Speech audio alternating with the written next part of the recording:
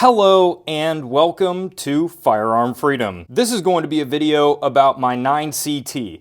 We're specifically going to be talking about all of the upgrades that I have made to it since the first impressions video, which was not that long ago, and also another range day that we had. We are now over that 500 round break-in period. Now, if you did not already see the first impressions video, I would absolutely recommend checking that out. I will put it up in the right-hand corner right now in a card. In that video, we fired 500 rounds. Now, out of that 500 rounds, we did have 9 failures to extract. I wasn't really entirely sure whether or not that was magazine related or just simply break-in related. Since that time, we've made a couple of upgrades to the gun, and we've had another range day. The gun actually fired 100%. I was super excited about that. It appears that all of the failures to extract that we had in the first impressions video were just simply a break-in period. Now, I will say that I did not use either of the factory magazines in that second range day either. So it also could have been an issue caused by the magazines. One of the first upgrades that I got for the gun was actually a German-produced magazine and also an Ets magazine.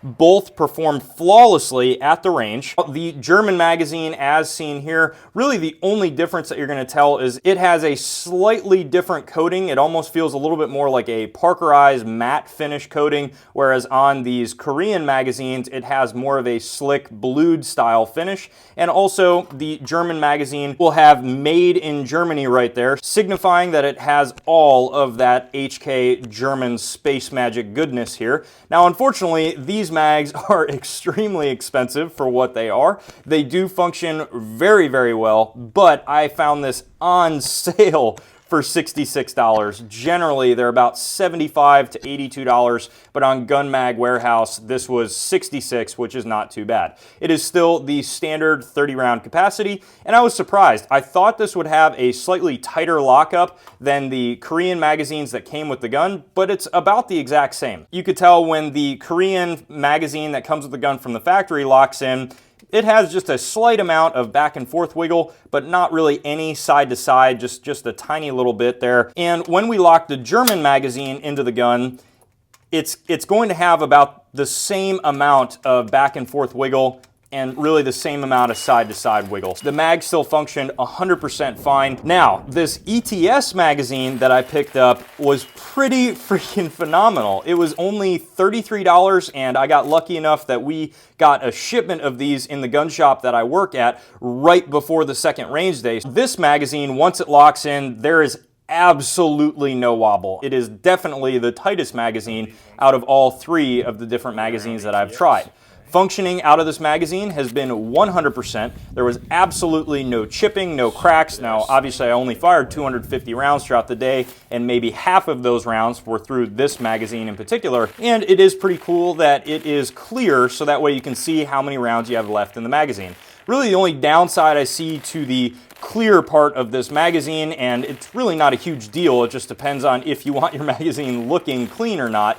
After the first round, considering this is a roller delayed gun, it literally looks like somebody just threw up black carbon in the magazine and it kind of spit it all the way down the mag, which again is not a huge deal. I was able to clean it out, and it's obviously not going to affect functioning of the magazine, but it does look a little bit nasty. It should be 8-foot impact resistance, which is pretty cool. Chemical resistance, I did use some M-Pro 7 cleaner to get the carbon off of the feed lips, and it had no issues with that. It is UV resistant and also extreme temp resistant. So whether it's really hot out or really cold out, you're not going to have any issues with the magazine. Ets is a pretty awesome company. I've seen a lot of stuff about their Glock mags and their AR mags, and I've never really heard any bad things. I did buy this magazine at full retail cost. They did not send this to me, and I was really happy that it functioned extremely well. And quite honestly, compared to the price of the German magazines, I could get 2 of these 40-round Ets magazines. And when you consider that, although it may not look purist original, it still is an extremely functional magazine for a very, very reasonable cost, and I think these are going to do very well on the market. Probably one of my favorite upgrades, and I did talk about this in the first impressions video, is this wide forend. For me, this makes the look of any MP5 clone. This PTR 9CT does come with a very practical PTR branded M-LOK rail system. I personally think that rail system is a little bit ugly. When I look at the MP5, although the M-LOK rail systems out there are extremely practical, I absolutely favor the wide forend. I have always felt that I get a better grip on something like this than a slimmer M-LOK forend.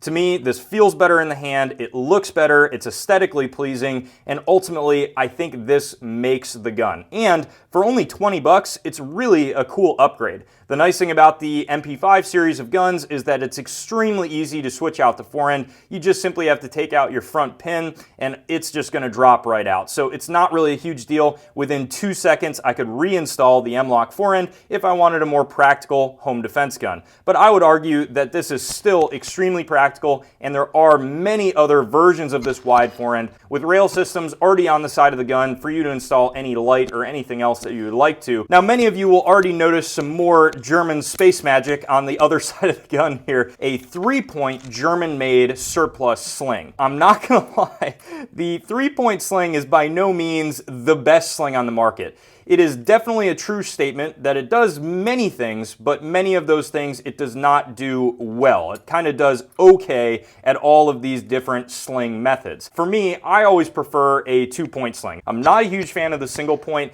and the 3-point method, although it was cool, I can definitely see it catching on a lot of gear. How this sling works is it attaches up at the front using your traditional style clip here that's on almost every HK sling, and then you have this secondary piece here. Now this piece, as you can see, when it is lined up, you have this diagonal bar here in the middle. Once that diagonal bar is pulled on like this, it's not going to unlock. And this is in the 2-point configuration. Now normally, you're going to attach this back clip here to your stock, whether that be a collapsible stock and it would attach somewhere up here, or a fixed Navy style stock, it would attach back here. Obviously, it is not SBRed yet, so I still have the SB stabilizing brace there. The SB stabilizing brace does have a quick detach slot, so I installed the clip onto that quick detach Magpul swivel. This was not easy to do. I'm not sure if the camera will pick this up, but I'm not working with any room left on that swivel, and I literally had to stand on the gun and deadlift this clip upwards in a pulling motion, and that finally snapped it into place. I tried hammering it into place using pliers. Nothing I did would get that on. It is a very tight fit, so I probably wouldn't recommend this. This was really a result of me being stubborn and not just waiting till I had the proper attachments to get this on. It operates just fine. The only downfall is you'll notice, obviously, it is pretty much just one piece now. The little clip does not move at all. And I would imagine I'm going to have a very hard time getting this off when I do decide to Form 1 this. When you do tilt this little piece over to the side, making that bar basically straight, you can then pull the sling down, and now you are in your either 1-point or 3-point configuration, and this is going to move freely. To get into the 3-point configuration, that is what this little wraparound piece is here on the magazine well. Now, what you're supposed to be able to do is lock in this piece of the sling to that little wraparound sling holder there, and then you have your 3-point configuration.